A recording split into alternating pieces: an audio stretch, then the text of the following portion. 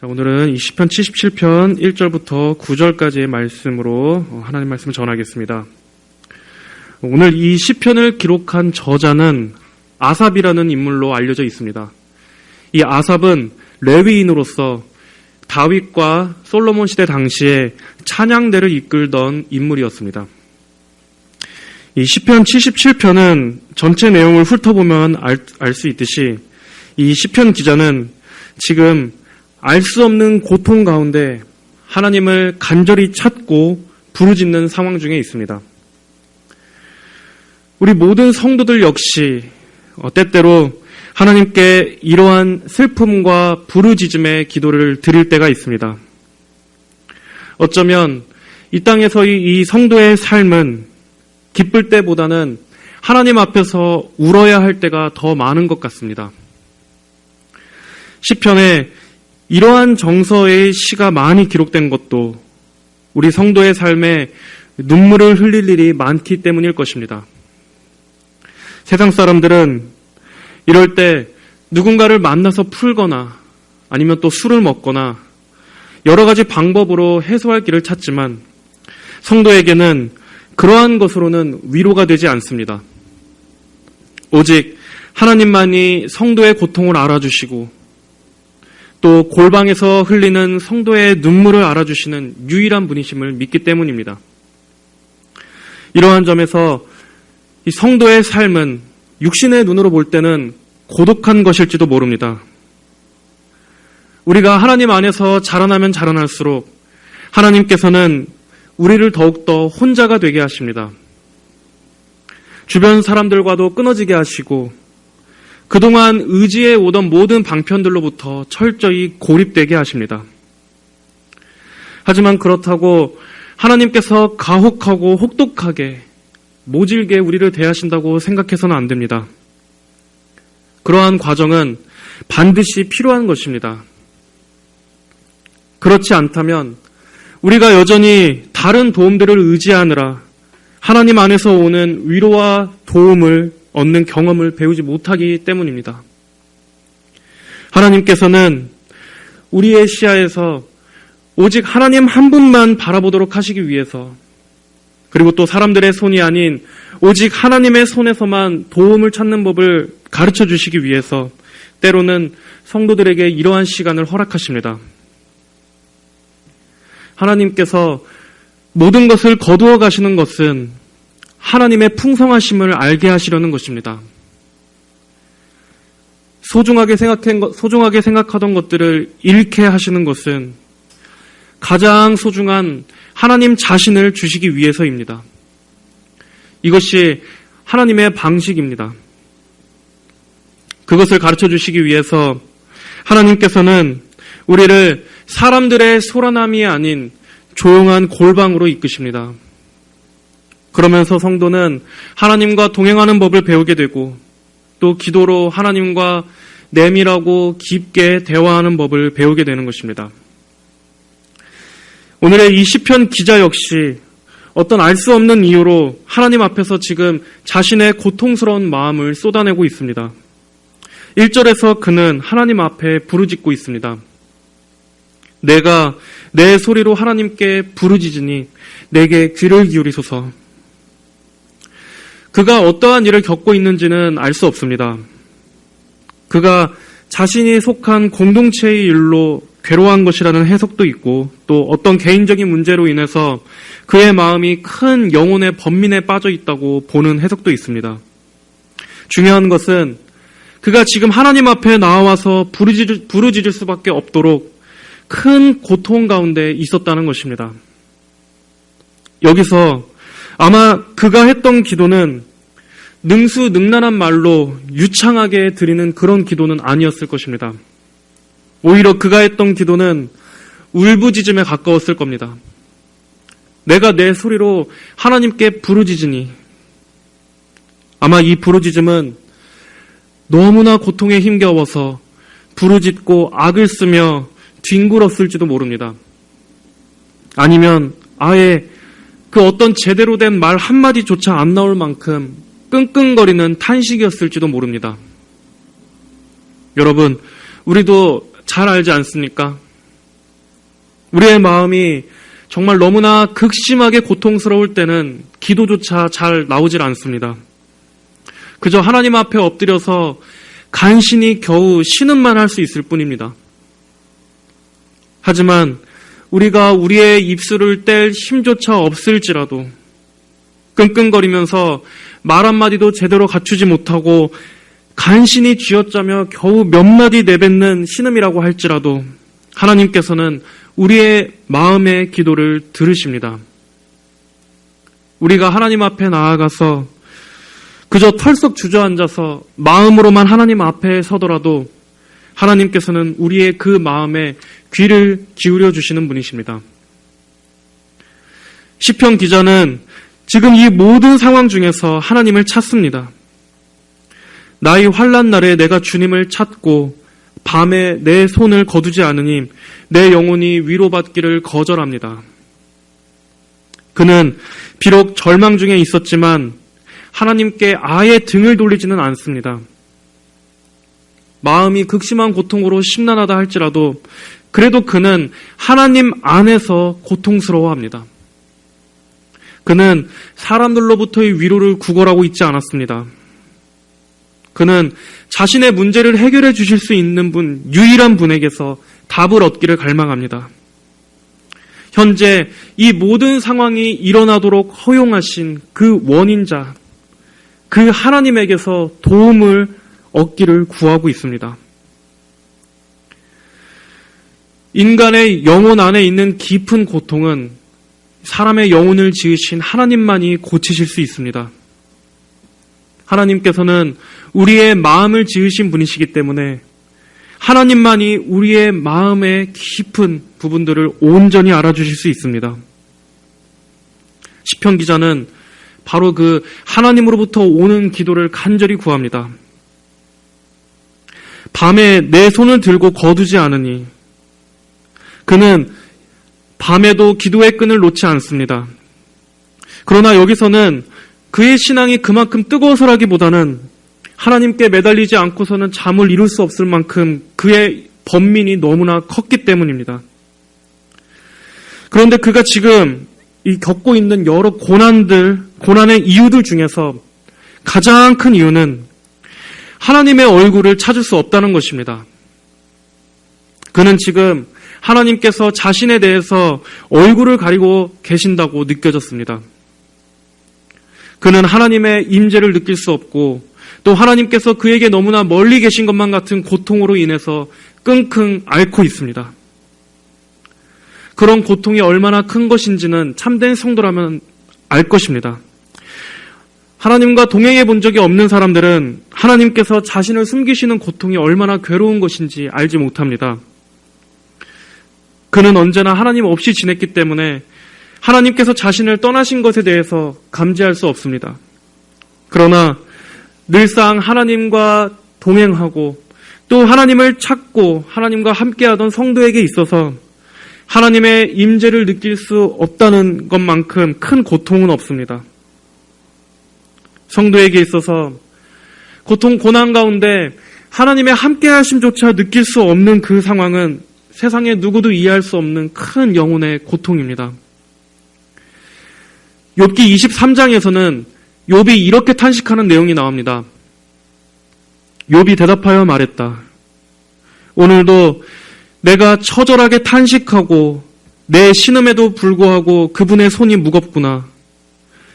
내가 어떻게 하면 하나님을 만날 수 있는 곳을 알아 그분의 보좌 앞에 나아갈 수 있을까? 보아라, 내가 앞으로 가도 그분이 아니 계시고 뒤로 가도 보이지 아니하시며 그분이 왼쪽에서 일하시나 내가 만날 수 없고 오른쪽으로 돌이키시나 내가 배울 수 없구나. 고난 자체보다도 우리를 더 힘들게 하는 것은 하나님의 무응답입니다. 도무지 지금 내 이런 상황에서 그분의 임재가 함께하고 있다는 생각이 들지 않을 때, 그분의 얼굴빛이 이 고난의 먹구름 가운데 가려져 있을 때, 하나님께서 너무나 멀리 계신다고 느껴질 때, 하나님께서 마치 숨어 계신 것만 같고 아무 대답도 없으실 때 우리는 힘들어하고 당혹스러워합니다. 때때로 우리는 큰 고통의 무게에 짓눌리면 하나님이 보이질 않습니다. 분명 하나님께서 지금 이 순간에도 무언가를 하시고 계심은 믿지만 그 모든 섭리가 정작 나 자신과는 무관하다고 느껴집니다. 하나님의 선하신 섭리에 대해서 들어서 알고 있고 또 세상을 다스리심과 모든 문제를 주관하시는 것에 대해서도 기본적인 믿음은 여전히 갖고 있지만 그 하나님께서 과연 지금 내 삶에도 정말 뭔가를 하시고 계시는 중일까 하는 이런 막연한 불안함에 빠질 때도 있습니다. 내게 벌어지는 이 모든 일들이 도대체 무슨 의미가 있는지 알 수 없어서 답답하고 또 이 고난 끝에 어떠한 결과가 기다리고 있는지 알 수 없고 또 이 고난은 도대체 언제 끝날지 그 기한도 알 수 없는 데서 오는 그러한 불안을 느낄 때도 있습니다. 그럴 때는 정말 하나님께서 살아계시는지, 살아계셔서 정말 내 기도를 듣고 계시는지, 그리고 지금 정말 하나님께서 이 모든 상황을 선하게 인도하시고 계시는 것이 맞는지 온갖 의구심이 밀려오기도 합니다. 그리고 그런 시간들이 장시간 길어지면 우리 역시 영적으로 탈진하고 고갈하기도 합니다. 시편 기자 역시 이러한 고민들로 인해서 밤새 뒤척입니다. 3절 4절에 내가 하나님을 기억하고 신음하며 불평하니 내 영이 쇠약해집니다.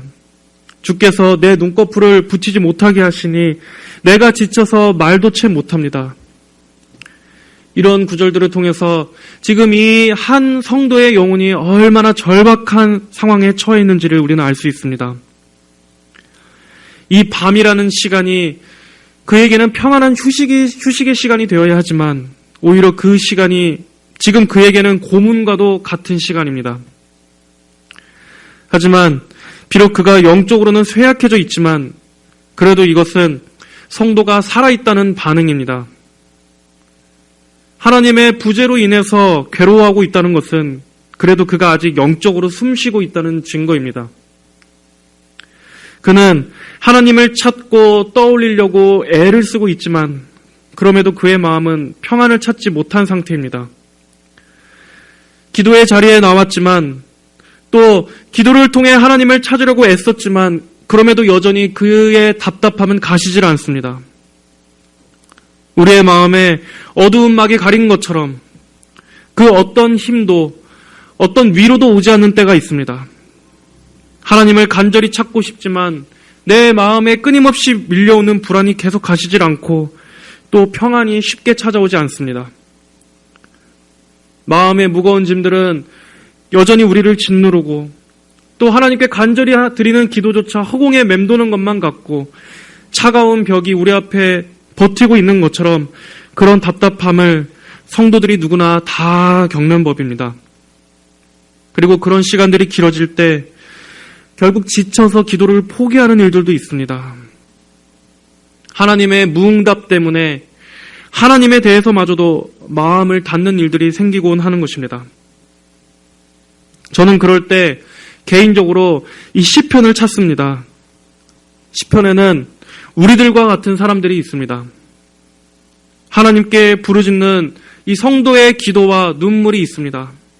그리고 우리와 같이 답답함을 느끼는 이 성도들의 인내와 또 애통함이 있습니다.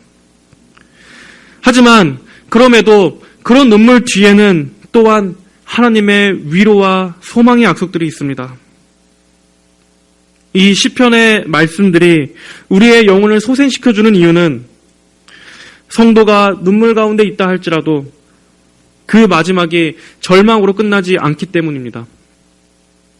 하나님께서 이 성령을 통해서 우리에게 이러한 이 시편의 말씀들, 이 수많은 하나님의 사람들의 영혼의 고통을 기록하신 것 자체에서 우리는 역설적으로 위로를 얻을 수 있습니다. 나만이 겪는 고통이 아니라는 것입니다. 하나님의 섭리 안에서 이러한 영혼의 어두운 밤들을 하나님의 지극한 사랑을 받는 모든 성도들 역시 걸어갔던 길이었다는 것입니다. 이 시편을 기록한 아삽은 찬양대의 악장이었습니다. 언제나 하나님을 찬송하던 것이 그의 직무였습니다. 하나님을 즐겁게 노래하고 하나님의 승리를 외치고 전쟁터에서도 하나님의 강하심을 노래하던 그러한 일을 맡은 자가 이 아삽이었습니다.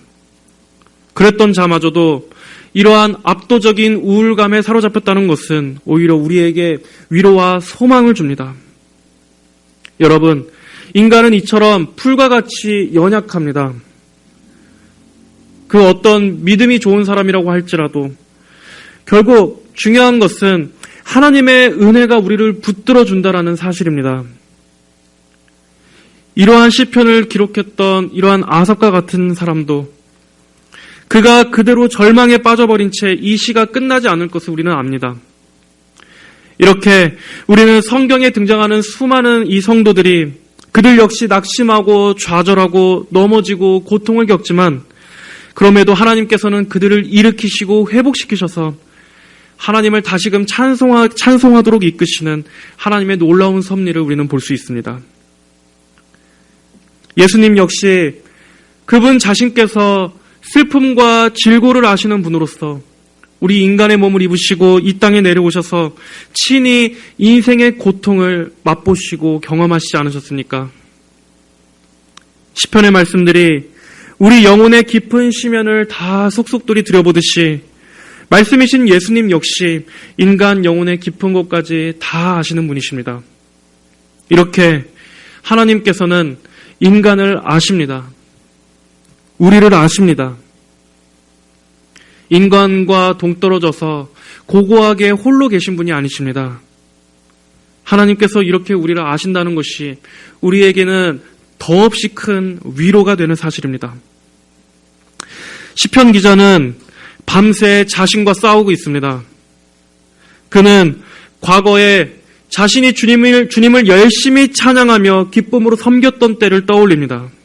그때를 떠올리면서 다시금 일어서 보려고 합니다. 그때는 하나님을 향한 사랑으로 충만했습니다. 순전한 열심으로 주의 일을 했습니다. 하지만 지금은 도무지 하나님의 응답을 받지 못하고 있습니다. 그때의 충만함도 다 잃어버린 것 같습니다. 하나님 안에서 열정이 있던 때를 떠올리면서 그 은혜를 회복해 보려고 하지만 한편으로는 그때와는 너무나 달라져 버린 지금 자신의 이 상태가 더 비참하게 느껴집니다. 왜 그런지 이유도 알 수 없습니다. 그래서 그는 탄식 가운데 이렇게 말할 수밖에 없었습니다. 주께서 영원히 버리셨는가? 다시는 은총을 베푸시지 않으시는 걸까? 주님께서 나를 향한 인애를 이제는 끊으셨는가? 하나님께서 약속을 저버리시고 은혜 주시기를 거절하셨는가? 혹시 주님께서 나에 대해 노하셨는가? 이러한 생각들이 밤새 그를 괴롭혔고 또 자신의 모든 감정들은 이러한 질문에 그렇다고 동의하고 있습니다. 하나님께서 내게 은혜를 이제 다 거두어 가셨구나. 하나님께서 이제 나와 함께 하시지 않는구나. 나를 영원히 버리셨구나. 이제 그분이 더 이상 내게 은혜를 베푸시지 않는구나. 여러분, 믿음이 흔들릴 때는 온갖 부정적인 생각들이 이렇게 한순간에 우리를 집어삼킵니다. 마귀는 이러한 기회를 틈타서 우리를 더욱더 깊은 나락으로 떨어뜨립니다. 우리가 그러한 생각에 조금만 귀를 기울여도 우리의 마음은 너무나 쉽게 그러한 시험에 빠지게 돼서 결국 이러한 마귀가 주는 생각에 찬성하고 동의하게 됩니다. 하지만 여러분, 그럴 때일수록 우리는 기억해야 합니다. 비록 지금 이러한 생각에 내가 깊이 빠지게 됐다고 해도 또 상황적으로 분명히 그렇게 보이는 것이 사실이라고 할지라도 이것은 나의 잠깐의 흔들림일 뿐, 그리고 이 상황일 뿐, 하나님의 신실하심은 절대 변하시지 않는다는 사실을 붙들어야 합니다. 나는 흔들려도 주님의 은혜는 결코 흔들리지 않는다. 나는 잠시 휘청거려도 우리 하나님께서는 반석이시다. 라는 이러한 사실을 기억해야 합니다. 시험에 큰 바람이 휘몰아치고 내 안에서는 수많은 번민이 변덕스럽게 나를 집어삼키고 휘몰아칠 때, 그리고 내 마음에는 잔뜩 어두운 먹구름이 껴서 도저히 내가 내 마음조차도 붙들 수 없다 할지라도 요동하지 않고 변함없으신 하나님의 말씀을 기억해야 합니다. 그리고 그 말씀이 진리임을 믿는다면 그 진리에 비추어서 자기 스스로에게 질문을 던져봐야 합니다. 주님께서 정말 나를 영원히 버리셨는가? 아니다. 결코 그럴 수 없다. 주님께서는 주님을 찾는 사람을 결코 버리시지 않는다고 말씀하셨기 때문이다. 주님께서 더 이상 은혜를 베푸시지 않는가? 아니다. 그리스도 예수 안에서 나를 영원한 영광으로 부르신 분께서 나를 온전하게 하시고 굳게 세우시고 강하고 견고하게 하실 것이라고 약속하셨다. 주님께서 이제 내게 인애를 다 거두어 가신 걸까? 아니다. 여호와의 인애는 자신을 경외하는 자에게 영원부터 영원까지 이른다고 말씀에 기록하지 않으셨는가? 주님께서 나에 대해 노하시고 계시는가? 아니다. 하나님께서는 긍휼이 풍성하시고 은혜로우시며 노하기를 더디하신다라고 말씀하셨다. 이렇게 우리는 순간순간 변하는 변덕스러운 우리의 마음을 묵상하지 말고 하나님의 말씀에 우리의 감정을 고정시켜야 합니다. 하나님에 대한 원망과 불신이 들 때마다 하나님께서 과연 그러한 분이신가를 생각해 보십시오. 정말 하나님께서 과연 그러한 분이신가? 하나님께서 정말 과연 은혜를 거두시고 나를 버리시는 분이신가? 그분께서 친히 독생자 예수 그리스도의 핏값으로 사신 그 교회를 버리시는 분이신가? 질문해 보십시오. 시편 기자는 오히려 이러한 경험들을 통해서 하나님께서 어떠한 분이신가를 생각함으로써 자신에게 휘몰아치는 이 불신앙을 가라앉힐 수 있었습니다. 그는 가만히 하나님께서 행하신 지난 일들을 기억해 보았습니다. 11절에 여호와께서 하신 일을 나는 기억하겠습니다. 참으로 옛날에 하신 주님의 놀라운 일을 나는 기억할 것입니다. 내가 주님의 모든 일을 묵상하며 주께서 하신 일을 되새기겠습니다. 그리고 그는 이스라엘 민족을 애굽으로부터 건져내신 하나님의 그 놀라운 구원의 역사를 기억합니다. 이 15절 이하에는 하나님께서 400년간 애굽의 종되었던 이스라엘을 홍해 바다를 가르시고 그들을 애굽에서 건져내 주셨던 일들을 기록하고 있습니다. 그것은 오직 하나님의 전능하심으로만 가능한 일이었습니다. 하나님께서 이스라엘 백성들에게 어떠한 일을 베푸셨습니까? 그들을 구원하시기 위해서 그들 앞을 가로막았던 홍해 바다를 가르셨습니다.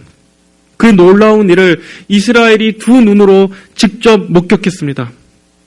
또 하나님께서는 광야에서 그들이 굶어 죽지 않도록 만나를 주시고 또 그들이 추위와 더위를 쓰러지지 않도록 낮에는 구름 기둥으로 밤에는 불 기둥으로 그들을 지켜주셨습니다. 이스라엘 백성은 아무 능력이 없었지만 언약의 하나님의 그 신실하심이 그 애굽의 종되었던 그들의 신음을 들으시고 그들을 인도하시고 지켜내시고 건져주신 것입니다. 그리고 그 하나님은 어제나 오늘이나 영원토록 동일하신 분이십니다.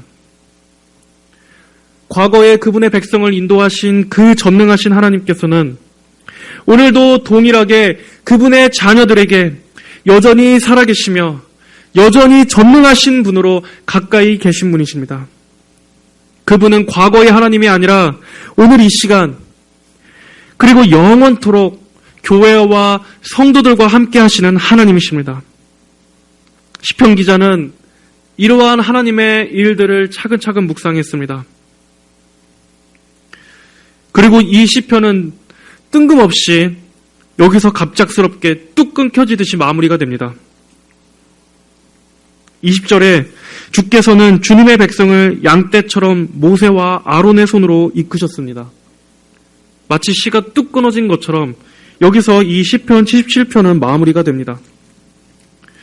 우리는 이 이후에 이 시편 기자의 심정이 어떻게 됐는지는 알 수 없지만 그가 다시 평안을 얻고 하나님께 대한 믿음을 다시 회복했을 것이라고 생각할 수 있습니다.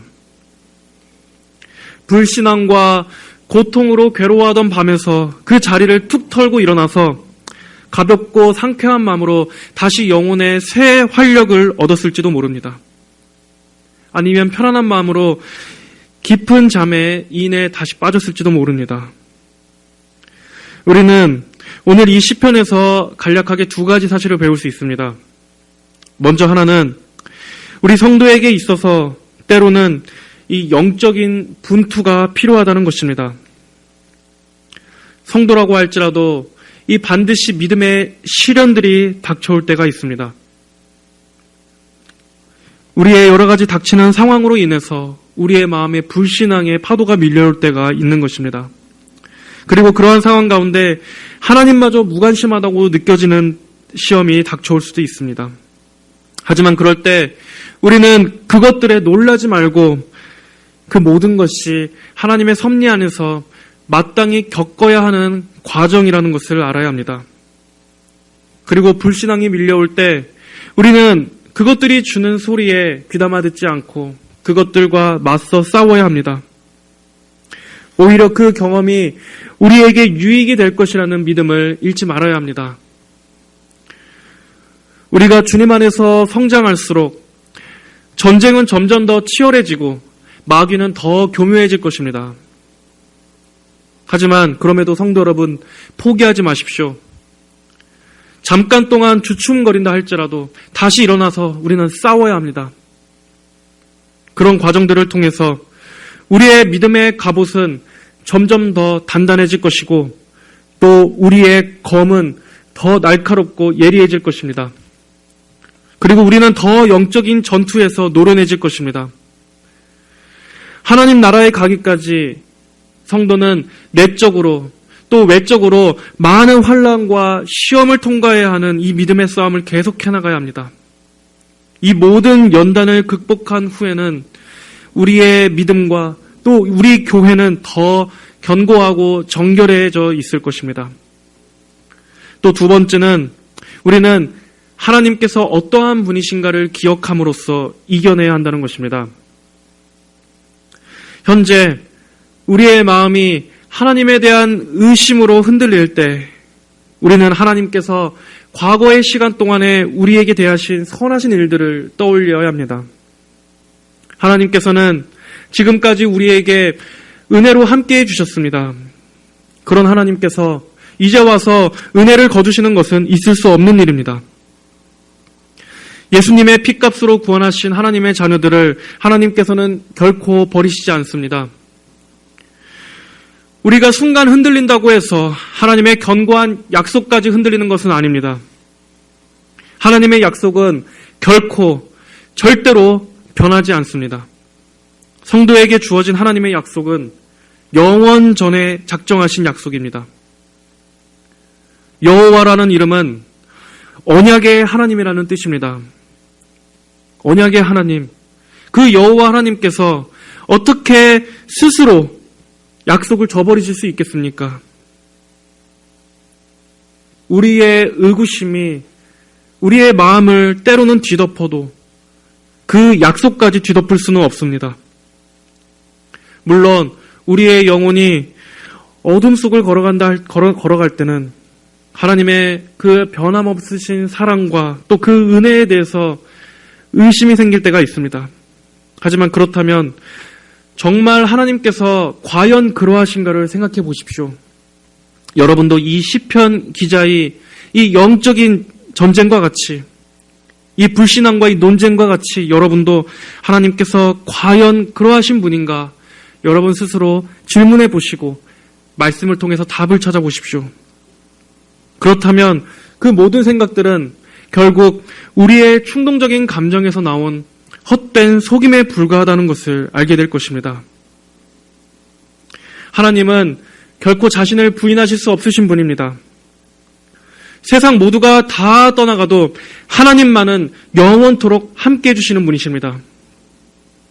하나님께서는 때에 따라 돕는 은혜로 지금까지 우리의 삶을 수없이 많은 어려움에서 건져내 주셨습니다. 그런데 내가 지금 잠깐 동안에 이 영혼의 고통 가운데 있다고 해서 그분께서 변하신 것이 아닙니다. 하나님이 어떠한 분이신가를 기억하십시오. 하나님은 하나님 자신과 반대되는 일을 하실 수 없습니다. 흔들리는 것은 우리지 하나님이 아니십니다. 하나님께서는 주께서 붙드심으로 의인이 흔들리는 것을 허락하시지 않겠다고 약속하셨습니다. 우리에게 닥치는 모든 환난은 하나님의 계획 안에서 이루어지는 믿음의 실현일 뿐입니다. 아무리 큰 강물이 우리를 휘감아도 성도는 절대로 완전히 삼켜지지 않는다는 사실을 믿으시기를 바랍니다. 그리고 하나님은 단 한순간도 성도를 떠나신 적이 없습니다. 오히려 하나님께서는 우리의 생각 이상으로 너무나 생생하게 우리의 곁에 가까이 계시고 우리의 모든 깊은 곳까지 속속들이 아시는 분이십니다.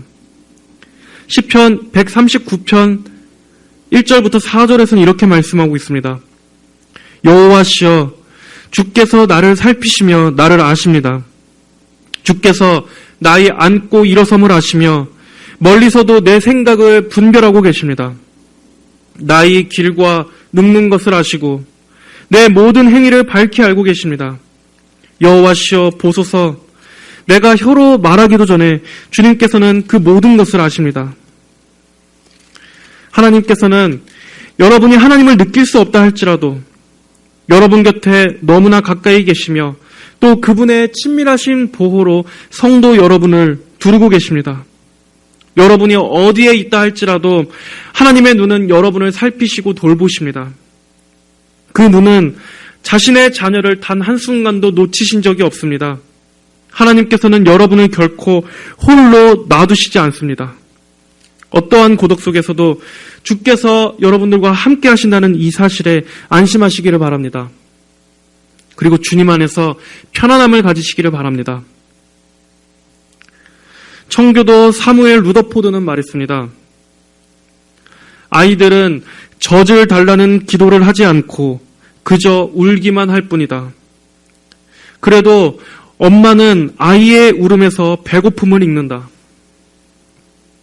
아이가 젖을 달라고 기도합니까? 아이는 그저 울 뿐입니다. 하지만 엄마는 그 아이의 울음에서 그 아이의 배고픔을 읽을 수 있습니다. 말 못하는 아기임에도 그 엄마의 눈은 온통 아기에게 가 있다면 우리 인간의 이 모성애조차 이러한데 이 모성애를 심어주신 하나님께서 어떻게 자녀들의 울음소리를 나몰라라 하실 수 있으시겠습니까? 우리가 하나님을 기억하고 또 하나님을 간절히 찾을 때 밤에는 울음으로 보낸다고 할지라도 아침에는 소망으로 깨어날 것입니다. 밤 동안에는 큰 번민의 폭풍이 우리의 마음에 휘몰아 닥친다 할지라도 그리고 그로 인해 밤새 우리가 괴로워 뒤척였다 할지라도 아침에는 하나님께서 그 모든 어둠을 거두어 가시고 기쁨으로 하나님을 찬송하며 시작하게 하실 것입니다. 하나님께서는 성도들을 가까이 부르시는 방식이 다양하십니다. 때로는 기쁨과 승리로도 우리를 부르시지만 또 그것으로 하나님의 영광을 가까이 드러내 주시기도 하시지만 때로는 오늘의 이 말씀과 같이 슬픔과 절망으로도 우리를 가까이 불러주실 때가 있습니다. 하지만 중요한 것은 그 모든 것이 우리의 유익을 위한 것이요 또 하나님께서 지금까지 은혜로 우리를 이끌어 주셔왔던 것처럼 앞으로도 영원히 우리를 지켜주실 것이라는 그 사실입니다. 하나님께서는 이사야 41장 10절에서 이렇게 약속하셨습니다. 두려워하지 마라. 내가 너와 함께한다. 놀라지 마라. 내가 내 하나님이다. 내가 너를 강하게 하고 참으로 내가 너를 도우며 참으로 내가 나의 의로운 손으로 너를 붙들 것이다. 이 약속이 언제까지입니까? 천국의 영광에 이르기까지입니다. 내가 너와 함께한다. 내가 너를 강하게 한다. 내가 너를 도운다. 내가 나의 오른손으로 너를 붙든다. 이 모든 것의 주체가 누구입니까? 그 주체가 하나님이십니다. 하나님은 항상 똑같습니다. 너가 하는 게 아니고 내가 하는 거다. 내가 붙들 거다. 내가 만들 거다. 여러분, 이 사실보다 더 큰 위로와 평안이 어디 있겠습니까? 하나님을 믿지 않는 자들은 헛된 희망에서 시작해서 그 끝이 절망으로 끝나지만 성도들은 절망 가운데 있다 할지라도 소망으로 마치게 됩니다. 영광으로 마치게 됩니다. 마지막으로 말씀을 맺겠습니다. 우리 성도를 둘러싸신 하나님의 은혜는 결코 떠나지 않습니다. 주님께서 우리를 버리십니까? 그분의 인애가 영원히 끝났습니까? 아닙니다. 오직 주님만 영원히 우리와 함께 해주십니다. 고난 가운데서 홀로 버려진 것 같은 이 불신앙이 들 때마다 우리의 이 영적 생명을 죽음에서 건져주시고 또 우리의 발이 넘어지지 않도록 붙들어 주시는 하나님을 여전히 신뢰하시길 바랍니다. 영원토록 변함없으신 이 하나님의 은혜를 바라보시며 주님 안에서 힘을 얻으시고 또 다시 일어나시는 모든 성도 여러분들이 되시기를 주의 이름으로 축복합니다. 다 함께 기도하겠습니다. 살아계신 하나님 아버지 감사합니다. 언제나 주님의 그 두 눈이 우리들을 향하여 계시고 우리의 모든 삶을 인도하시며 또 우리가 홀로 있다고 느낄 때조차도 우리의 모든 안고 일어섬을 하시고 우리의 길과 눕는 것을 아심을 감사합니다. 우리 모든 성도들이 하나님의 그 변함없으신 성품과 약속을 바라봄으로써 그 어떠한 상황 가운데서도 그 늘 심령의 평강과 또 평안과 기쁨과 또 용기로 살아갈 수 있도록 은혜를 베풀어 주시옵소서. 우리를 보호해 주시는 하나님 아버지 감사합니다. 살아계신 우리 주 예수님의 이름으로 기도드립니다. 아멘.